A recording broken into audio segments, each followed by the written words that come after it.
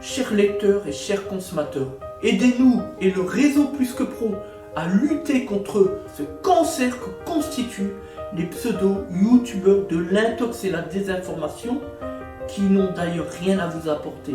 À lutter également contre tant d'entreprises frauduleuses et tant d'imposteurs qui colmatent nos métiers de l'automobile après-vente.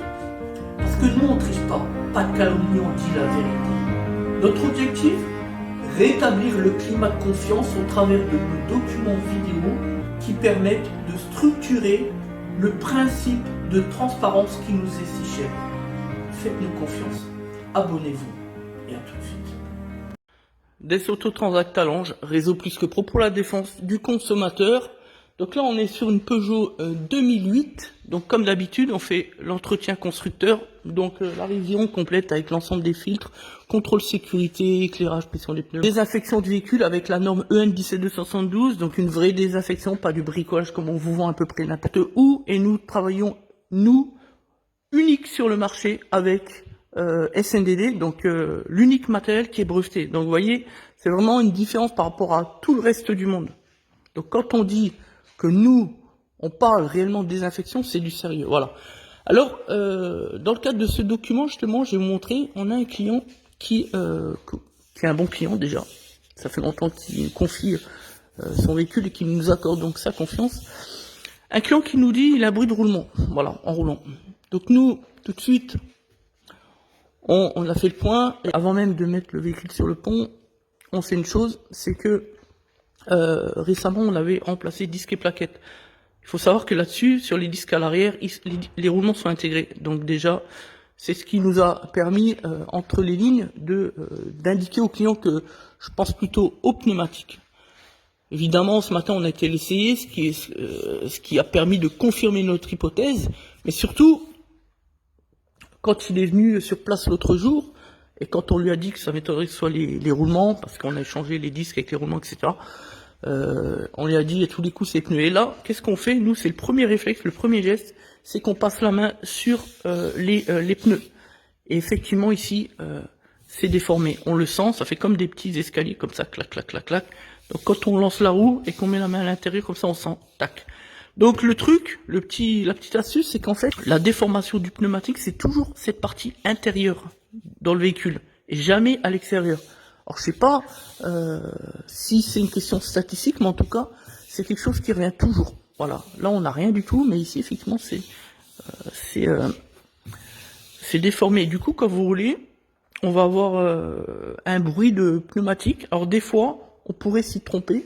On a un bruit de pneumatique qui est plus ou moins analogue à un bruit de roulement.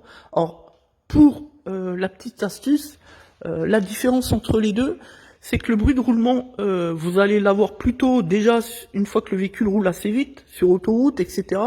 Et ça va être un bruit qui va être exponentiel à la vitesse. Donc plus vous roulez vite, plus le bruit va être pointu, métallique, aigu, et surtout être plus pertinent. Ça va faire... Vous voyez, ce genre de choses. Par contre, s'agissant d'un bruit de pneumatique, vous allez avoir un bruit déjà dès les premiers tours de roue.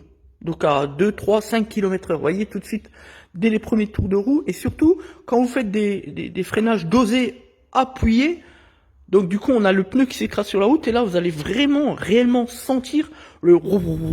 Et là on est plutôt sur un bruit plus grave, donc plus sourd et plus grave, alors que, on l'a dit à l'instant, rappelez-vous, le roulement c'est plutôt plus vif, plus métallique, plus pointu, et plus élevé en octave.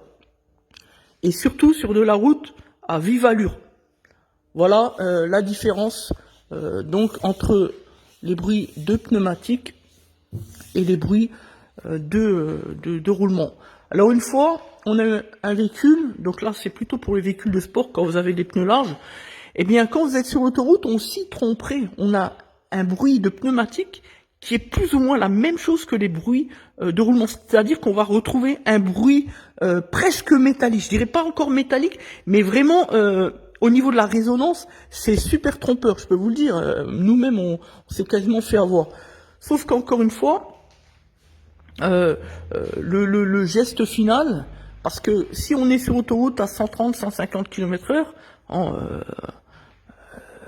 même un peu en excès de vitesse, et qu'on a un bruit pas métallique, mais pas sourd, vous voyez, entre les deux, le seul réflexe à la fin, c'est toujours le constat mécanique et manuel. Donc la voiture, on sort du véhicule, et puis on fait le tour des roues, comme ça on met la main, et on verra bien tout de suite si on est sur un bruit de pneumatique, ou plutôt roulement.